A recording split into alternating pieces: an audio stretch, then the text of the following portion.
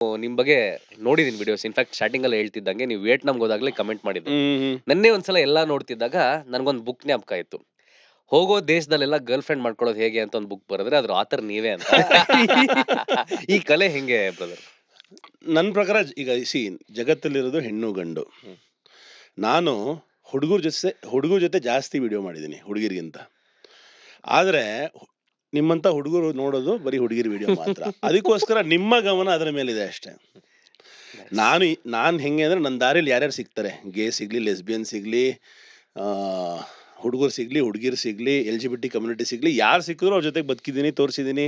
ಅವ್ರ ಜೀವನ ಹೆಂಗಿದೆ, ಬಡವರು ಸಾಹುಕಾರು, ಯಾವುದೇ ರೀತಿ ಜಾತಿ ಧರ್ಮ ಭೇದ ಯಾವುದು ಇಲ್ಲದೆ ವಸುದೈವ ಕುಟುಂಬಕಂ, the world is one single family ಅಂತ ಏನು ಹೇಳ್ತೀವಿ, ಆ ರೀತಿ ಆ ದೃಷ್ಟಿಕೋನದಲ್ಲಿ ಜಗತ್ತನ್ನ ನೋಡಿದ್ದೀನಿ ಅಷ್ಟೇ. ನನ್ನ ಕ್ಯಾಮ್ರಲ್ಲಿ ಸೆರೆಯಾಗಿದೆ. ಆದರೆ ಜಾಸ್ತಿ ಜನ ನೋಡೋದು ನಾನು ಹುಡುಗಿ ಜೊತೆ ಮಾಡಿರೋ ವಿಡಿಯೋ. ಸೊ ಅವ್ರಿಗೆ ಅನ್ಸುತ್ತೆ ನಾನು ಹುಡುಗಿರ ಎಕ್ಸ್ಪರ್ಟು ಅಂತ. ಓಕೆ. ಇದು ಬೂಮರಂಗ್ ಅಂತಾರಲ್ಲ, ಹಿಂಗ್ ಹೆಸರು ನಮ್ಗೆ ಬರುತ್ತಲ್ಲ, ಹಂಗೆ ಚೆನ್ನಾಗಿ ನಮ್ ಕಡೆ ಇಲ್ಲ ಸತ್ಯ ಅದೇ. ಬಟ್ ಏನ್ ಗೊತ್ತಾ, ನೀವು ಹೇಳೋದ್ ಕರೆಕ್ಟ್, ಎಲ್ಲರ ಜೊತೆ ಮಾಡಿದೀರಾ ಅಂತ. ಬಟ್ ತಮ್ನೇಲು ಹುಡುಗರ ಜೊತೆ ಅಷ್ಟು ಸ್ಪೈಸಿ ಆಗಿರಲ್ಲ. ಹುಡುಗಿ ಜೊತೆ ಇರೋ ವಿಡಿಯೋ ತಮ್ನೇಲ್ ಸ್ಪೈಸಿ ಆಗಿರುತ್ತೆ. ಅಲ್ಲ ಈಗ ಒಂದು ವಿಷಯ, ಈಗ ನಾನು Ravi sir big fan. Okay. Crazy star Ravichandran same sir. ಪಿನ್ಸ್. ನಾನು ಎಲ್ಲ ಯಾಕಂದ್ರೆ ನಾನು ಒಬ್ಬ ನಟ. ಹ್ಮ್. ನಾನು ಸುದೀಪ್ ಸರ್ ಜೊತೆ ಕೆಲಸ ಮಾಡಿದ್ದೀನಿ. ಆಲ್ಮೋಸ್ಟ್ ಇಡೀ ಕನ್ನಡ ಚಿತ್ರರಂಗದಲ್ಲಿ ಪ್ರತಿಯೊಬ್ಬರ ಜೊತೆಗೂ ಕೆಲಸ ಮಾಡಿದ್ದೀನಿ. ರವಿ ಸರ್ ಜೊತೆಗೆ ಸಾಕಷ್ಟು ವಿಷಯಗಳನ್ನ ಕಲ್ತಿದ್ದೀನಿ.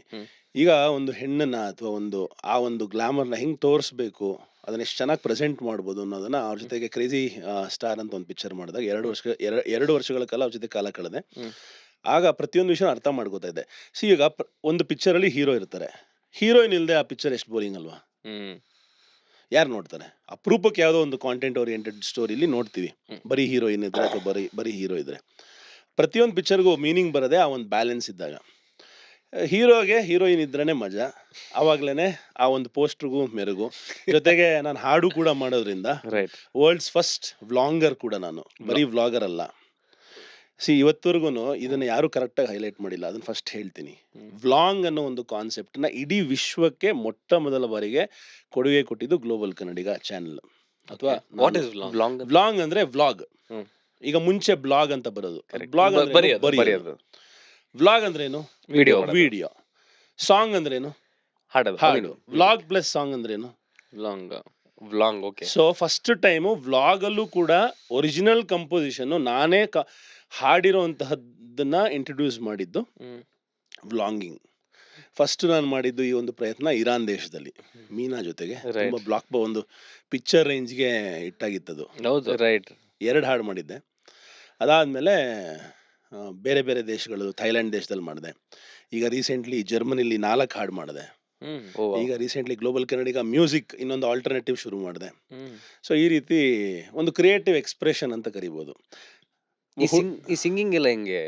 ಸಿಂಗಿಂಗ್ ಅಮ್ಮನಿಂದ. ಅಮ್ಮ ತುಂಬಾ ಚೆನ್ನಾಗಿ ಹಾಡ್ತಾರೆ, ಮತ್ತೆ ಸಂಗೀತ ಪ್ರೊಫೆಷನಲ್ ಆಗಿ ಕಲ್ತಿದ್ದಾರೆ.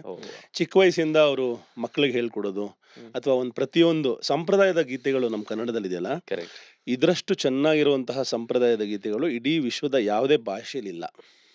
ಪ್ರತಿಯೊಂದಕ್ಕೂ ಒಂದು ನಾಮಕರಣಕ್ಕೆ, ಒಂದು ಗೃಹ ಪ್ರವೇಶಕ್ಕೆ, ಒಂದು ಸೀಮಂತಕ್ಕೆ, ಒಂದು ಮನೆ ಬಿಟ್ಟು ಹುಡುಗಿ ಕಳಿಸ್ಬೇಕಾದ್ರೆ, ಮದುವೆಯಲ್ಲಿ ಒಂದೊಂದು ಶಾಸ್ತ್ರಕ್ಕೂ ಒಂದೊಂದು ಹಾಡು. ಈ ತರ ಕನ್ನಡದ ಇರೋ ವಿಶೇಷ ಹಾಡುಗಳು ಬಹಳ ಮನ ಮುಟ್ಟುತ್ತೆ. ಇದನ್ನ ನಾನು ಕೇಳ್ಕೊಂಡ್ ಬೆಳೆದವನು. ಸೊ ನಾನು ಪ್ರೊಫೆಷನಲಿ ಕಲ್ತಿಲ್ಲ. ನಮ್ಮಮ್ಮ ತುಂಬಾ ಕಲಿ ಅಂದ್ರು. ಅವರು ನನ್ನ ವಯಲಿನ್ ಕ್ಲಾಸ್ಗೆ ಹಾಕಿದ್ರೆ ನಾನು ಜಿಮ್ಗೆ ಹೋಗ್ತಾ ಇದ್ದೆ. ಇವತ್ತು ರಿಗ್ರೆಟ್ ಮಾಡ್ತೀನಿ ಆ ಡಿಸಿಷನ್ನ. ಫಿಸಿಕಲಿ ನಮ್ಗೆ ಎಷ್ಟು ನಾವು ಡೆವಲಪ್ಮೆಂಟ್ ಮುಖ್ಯನೋ ಅಷ್ಟೇ ಮ್ಯೂಸಿಕಲಿ ಕೂಡ ನಾವು ಬೆಳಿಬೇಕು. ಯಾಕಂದ್ರೆ ಮ್ಯೂಸಿಕ್ ನಮ್ಮಲ್ಲಿ ಒಳಗಿರುವಂತಹ ಒಂದು ಕ್ರಿಯೇಟಿವಿಟಿ ಅಥವಾ ಒಂದು ಹೊಸ ವಿಷಯಗಳನ್ನ ಹೊರ ಹಾಕೋದ್ರಲ್ಲಿ ಬಹಳ ಸಹಾಯ ಆಗುತ್ತೆ ಅನ್ನೋದು ನನ್ನ ಅಭಿಪ್ರಾಯ. Very true. So will start ಇವಾಗ ಗ್ಲೋಬಲ್ ಕನ್ನಡಿಗ ಅನ್ನೋ ಜರ್ನಿ ನೆನ್ನೆ ನೋಡ್ತಾ ಇದ್ದೆ. ಇನ್ಫ್ಯಾಕ್ಟ್ ನಾನು ಹೇಳ್ದಂಗೆ ತುಂಬಾ ವಿಡಿಯೋಸ್ ನೋಡಿದ್ದೀನಿ. ಎಸ್ಪೆಷಲಿ ನನಗೆ ಮಡಗಾಸ್ಕರ್ ಸೀರೀಸ್ ಸಖತ್ ಇಷ್ಟ ಆಯ್ತು, ತುಂಬಾ ರಾ ಆಗಿತ್ತು. But you start from Vietnam ಅಲ್ವಾ? ಹೌದು. ಈಗ ಯಾರಾದ್ರೂ ಒಬ್ರು ಸ್ಟಾರ್ಟ್ ಮಾಡ್ಬೇಕು, ಫಾರ್ ಎಕ್ಸಾಂಪಲ್ ನಾನು ಇಲ್ಲಿ ತನಕ ಯಾವ ದೇಶಕ್ಕೂ ಹೋಗೇ ಇಲ್ಲ, ಮೊದಲನೇ ದೇಶ ಹೋಗ್ಬೇಕು ನಮ್ಮ ಬಜೆಟ್ ಅಂದ್ರೆ ಯಾವ ದೇಶಕ್ಕೆ ಹೋಗೋದು ಬೆಸ್ಟ್ ಅಂತ ನೀವ್ ಹೇಳ್ತೀರಾ? ಇವತ್ತಿನ ಮಟ್ಟಕ್ಕೆ ಸ್ಕೈ ಸ್ಕ್ಯಾನರ್ ಓಪನ್ ಮಾಡಿದ್ರೆ ಫಸ್ಟ್ ಆಫ್ ಆಲ್ ಪಾಸ್ಪೋರ್ಟ್ ಮಾಡಿಸ್ಕೋಬೇಕು. ಮೋಸ್ಟ್ ಆಫ್ ದ ಯಂಗ್ಸ್ಟರ್ಸ್ ಪಾಸ್ಪೋರ್ಟೇ ಮಾಡಿಸಿರಲ್ಲ. ಆ ಒಂದು ಡಾಕ್ಯುಮೆಂಟ್ ನ ಕ್ರೆಡಿಬಿಲಿಟಿ ಇಟ್ಕೊಳ್ಳಿಲ್ಲ ಅಂದ್ರೆ ನೀವು ಆಧಾರ್ ಕಾರ್ಡ್ ನ ಮೂಲಕ ಹೋಗುವಂತಹ 2 ದೇಶ ಇದೆ. ಒಂದು ನೇಪಾಳ, ಇನ್ನೊಂದು ಭೂಟಾನ್. ಸೊ ಪಾಸ್ಪೋರ್ಟ್ ಮಾಡಿಸ್ಕೊಳ್ದೆ ಕೂಡ ಈ 2 ದೇಶಗಳಿಗೆ ಅವ್ರು ಹೋಗ್ಬೋದು. ರೈಟ್. ಅದರಿಂದ ಶುರು ಮಾಡೋದು ಒಳ್ಳೇದು ಅಂತ ನಾನು ಹೇಳ್ತೀನಿ. ಯಾಕೆಂದ್ರೆ ಒಂದು ಎಕ್ಸ್ಪೀರಿಯನ್ಸ್ ಬರುತ್ತೆ. ಬಟ್ ಪಾಸ್ಪೋರ್ಟ್ ಮೂಲಕ ಒಂದು ಒಳ್ಳೆ ಬಡ್ಜೆಟ್ನಲ್ಲಿ ಓಡಾಡಬೇಕು ಅಂದ್ರೆ ಕಜಾಕ್ಸ್ತಾನ್ ಒಳ್ಳೆ ಆಪ್ಷನ್. ಫ್ಲೈಟ್ಸ್ ಎಲ್ಲದಕ್ಕಿಂತ ಅತ್ಯಂತ ಮುಖ್ಯವಾದ ಖರ್ಚು ಬೀಳೋದೇ ನಮಗೆ ಫ್ಲೈಟ್ಸ್. ರೈಟ್. ಅದು ಸೀಸನ್ ಮೇಲೆ ಡಿಪೆಂಡ್ ಆಗುತ್ತೆ. ಸೊ ನೋಡ್ಕೋಬಹುದು, ಥೈಲ್ಯಾಂಡು, ವಿಯೆಟ್ನಾಮು ಮತ್ತೆ ಕಜಾಕ್ಸ್ತಾನ್, ಕೆಲವು ಸಲ ದುಬೈ ಕೂಡ ಒಳ್ಳೆ ಆಪ್ಷನ್. ಬಟ್ ಏನಂದ್ರೆ ಅದಾದ್ಮೇಲೆ ವೀಸಾ ಅನ್ನೋ ಒಂದು ಪ್ರೊಸೆಸ್ ಬರುತ್ತೆ. ಈ ಒಂದು ವೀಸಾ ಅಂತ ಬಂದಾಗ ಯಾವ್ದು ಖರ್ಚು ಜಾಸ್ತಿ? ಈಗ ಥೈಲ್ಯಾಂಡ್ ವೀಸಾ ಫ್ರೀ ಮಾಡಿದ್ದಾರೆ. ದುಬೈಗೆ ಆಲ್ಮೋಸ್ಟ್ ಖರ್ಚಾಗತ್ತೆ 7-8 ಸಾವಿರ ರೂಪಾಯಿ ವೀಸಾಗೆ. Kazakhstan visa on arrival 15 days. So ಆ ರೀತಿ ಆಗಿನ ವಿದ್ಯಮಾನದಲ್ಲಿ ಯಾವ್ದು ವೀಸಾ ಫ್ರೀ ಇದೆ, ಯಾವ್ದು ಚೀಪ್ ಆಗಿದೆ, ಅದಕ್ಕೆ ಹೋಗೋದು ಬೆಟ್ರು. ಯಾಕಂದ್ರೆ ಯೂನಿವರ್ಸಲಿ ಎಲ್ಲ ಒಂದೇ ರೀತಿ ಆಗಲ್ಲ. ನಾನು ಹೋಗಿದ್ದ ಟೈಮ್ 2.5 ವರ್ಷ ಹಿಂದೆ. ಇವಾಗ ವಿಯೆಟ್ನಾಂ ಚೇಂಜ್ ಆಗಿರ್ಬೋದು. ಸೊ ನನ್ನನ್ನೇ ಫಾಲೋ ಮಾಡಬಾರ್ದು ಅವರು. ಅವರ ರಿಸರ್ಚ್ ಇವತ್ತು AI ಬಂದಿದೆ, ಪ್ರತಿಯೊಂದು ಬಂದಿದೆ. ಮನ್ಸಲ್ಲಿರೋದನ್ನೆಲ್ಲ ಅಲ್ಲಿ ಇವಾಗ ಹಾಕಿದ್ರೆ ಅವ್ರಿಗೊಂದು ರಿಸಲ್ಟ್ ಬರುತ್ತೆ. ಆ ರಿಸಲ್ಟ್ ಮೂಲಕ ಒಂದು ರಿಸರ್ಚ್ ಮಾಡಿ ಹೋಗೋದು ಒಳ್ಳೇದು. ಅಂದ್ರೆ ಈಗ ವೀಸಾ ಅಂತ ಹೇಳಿದ್ರೆ ಒನ್ ಆಫ್ ದ ಬಿಗ್ಗೆಸ್ಟ್ ಖರ್ಚು ಅಂತ. ಸೊ ಯಾವ ಕಂಟ್ರಿಗೆ ನಿಮ್ಗೆ ತುಂಬಾ ಪ್ರಾಬ್ಲಮ್ ಆಯ್ತು ಗುರು, ಈ ಕಂಟ್ರಿ ವೀಸಾ ಸಿಕ್ಕಾಪಟ್ಟೆ ಕಷ್ಟ ಆಯ್ತು ನನಗೆ ಅಂತ? ಎಲ್ಲಾ ದೇಶಕ್ಕೂ ವೀಸಾ ಇಂಡಿಯನ್ ಪಾಸ್ಪೋರ್ಟ್ಗೆ ತುಂಬಾ ಚಾಲೆಂಜಿಂಗ್. ಎಸ್ಪೆಷಲಿ ಈಗ ನೋಡಿ, ರೀಸೆಂಟ್ಲಿ ನಾನು ಮೊರಕ್ಕೋ ದೇಶದ ಒಂದು ಟ್ರಿಪ್ ಅನ್ನ ಶುರು ಮಾಡಿದೆ. ಮೊರಕ್ಕೋ ಇಂದ ಲಿಟರಲಿ ಬೆನಿನ್ ಅಂದ್ರೆ ಈಸ್ಟ್ ಆಫ್ರಿಕಾ, ಅದು ಸಂಪೂರ್ಣವಾಗಿ ವೆಸ್ಟ್ ಆಫ್ರಿಕಾ ಅದು ಸಂಪೂರ್ಣವಾಗಿ ಎಲ್ಲಾ ದೇಶಗಳನ್ನ ಮಾಡಬೇಕು ಒಂದೇ ಒಂದು ಸ್ಕೆಡ್ಯೂಲ್ ಅಲ್ಲಿ 3.5 ತಿಂಗಳು ಪ್ಲಾನ್ ಮಾಡಿದ್ವಿ. ಬಟ್ ಒಂದು ವೀಸಾ ಇಂದ ನಮ್ಮ ಇಡೀ ಟ್ರಿಪ್ ಪ್ಲಾನ್ ಅಲ್ಲೋಲ ಕಲ್ಲೋಲ ಆಗೋಯ್ತು. ಹೇಗೆ ಅಂದ್ರೆ ಮೊರಕ್ಕೋ ಇಂದ ಶುರು ಮಾಡಿದೆ. ಅದಾದ್ಮೇಲೆ ನೆಕ್ಸ್ಟ್ ವೆಸ್ಟರ್ನ್ ಸಹಾರಾ ಅಂತ ಒಂದು ದೇಶ ಬರುತ್ತೆ.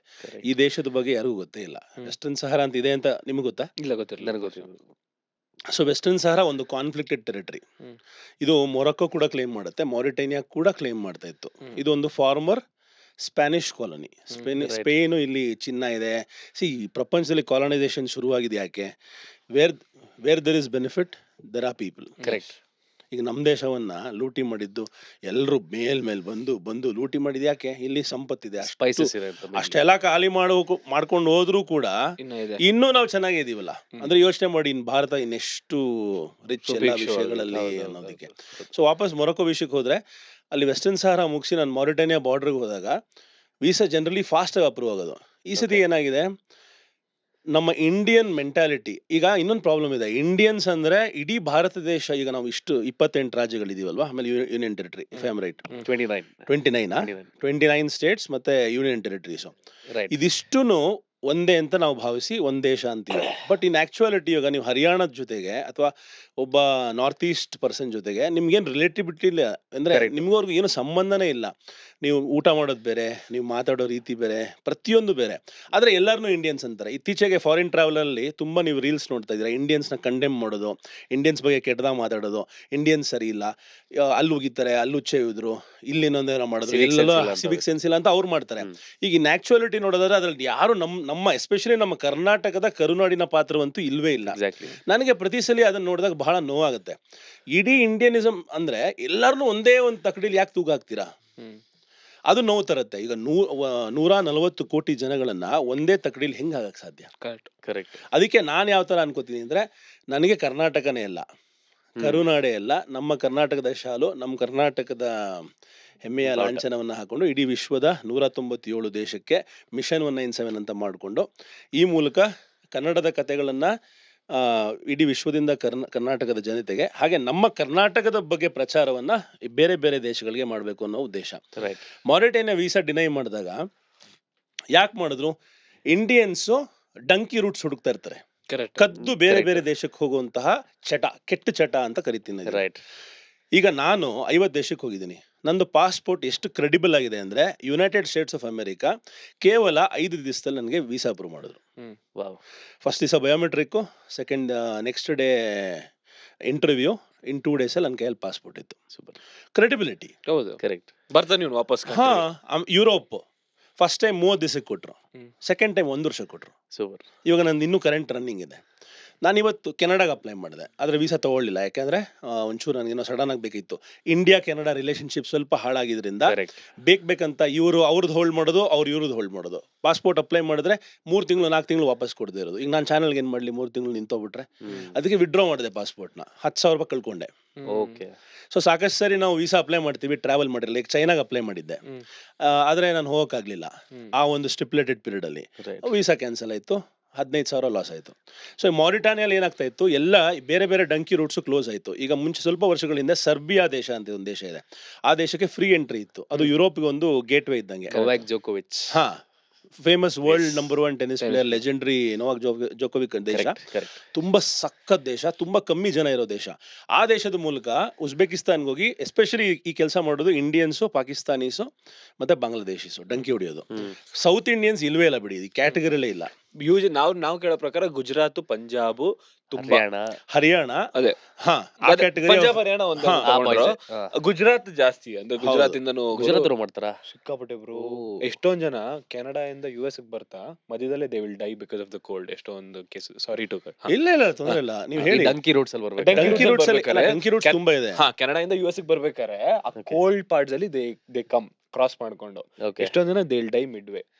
ಓಕೆ ಸರ್, ಇವಾಗ ಕ್ವಿಕ್ ಆಗಿ ಡಂಕಿ ರೂಟ್ಸ್ ಏನಂತ ಹೇಳ್ಬಿಡಿ, ಎಷ್ಟೋ ಜನ ಗೊತ್ತಿರೋದಿಲ್ಲ. ಅಲ್ಲ, ಅದೇ ಡಂಕಿ ರೂಟ್ ಅಂದ್ರೆ ಕದ್ದು ಬೇರೆ ಬೇರೆ ದೇಶಕ್ಕೆ ಹೋಗೋದು, ವಿತೌಟ್ ವೀಸಾ, ವಿತೌಟ್ ಪಾಸ್ಪೋರ್ಟ್. ಏನ್ ಮಾಡ್ತಾರೆ ಅಂದ್ರೆ, ಇವರು ಒಂದ್ ದೇಶ, ಈಗ ಇಂಡಿಯನ್ ಅಂದ್ಕೊಳ್ಳಿ, ಹರಿಯಾಣದ ಅಗೇನ್ ನಾನು ಇಂಡಿಯನ್ ಅಂತ ಹೇಳಕ್ ಬಹಳ ನೋವಾಗುತ್ತೆ.